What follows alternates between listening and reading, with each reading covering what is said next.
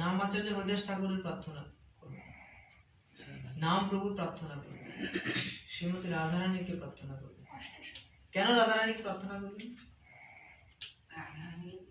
নাম প্রভুকে প্রার্থনা করবেন, বুঝতে পারলাম উনি স্বয়ং নাম।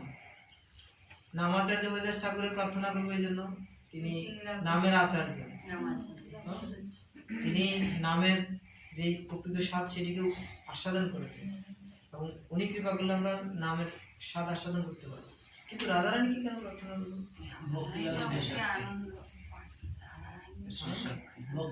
কারণ রাধারানী একমাত্র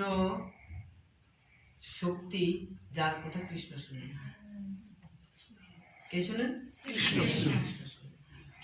আমরা যদি রাধারানীকে প্রার্থনা করি যে আপনার যে আরাধ্য, সে আরাধ্যের